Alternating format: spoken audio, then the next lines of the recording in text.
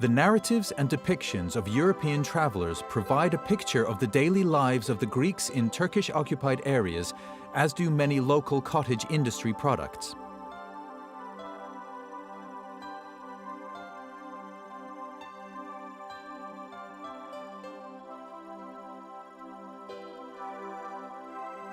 Organized into local communities, the Greek populations rallied round the twin poles of their community authorities, which, apart from collecting taxes, did important administrative work, and the church, the only institution that operated smoothly in the Greek areas right up to the liberation.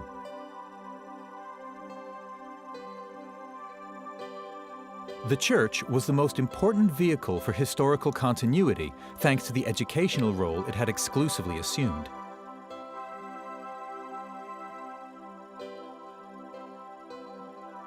In the new conditions shaped by the Turkish occupation, the social life of the Greeks was limited to religious ceremonies, which were faithfully observed in a spirit of national unity.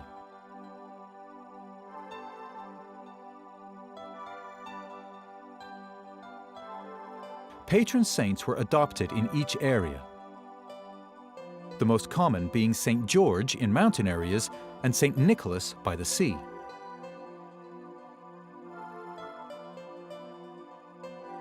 Customs and feast days regulated all stages of people's lives and their daily habits. Every type of celebration was marked by a feast, which involved large crowds, food and drink, music and dancing.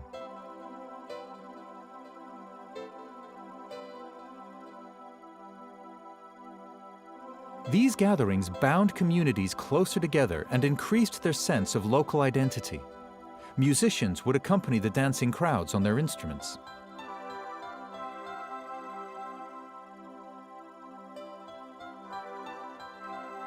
By the 17th century, the economy of the Greek regions was beginning to recover.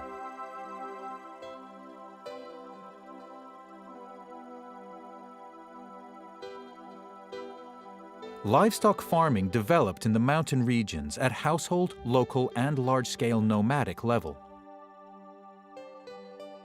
The customs and beliefs of these livestock farmers are recorded on their carved wooden tools and utensils. Those who lived on the plains were mainly arable farmers. In coastal and inland areas, people engaged in fishing, and from the 17th century onwards, in trade and shipping.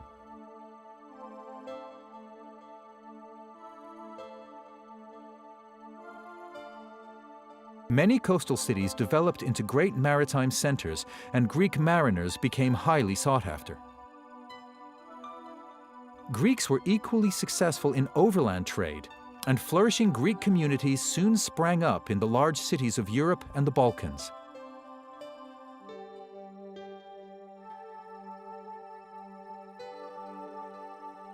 Along with their merchandise, they disseminated the ideas of the Enlightenment, which led to a renaissance of education and prepared the ground for the struggle for independence.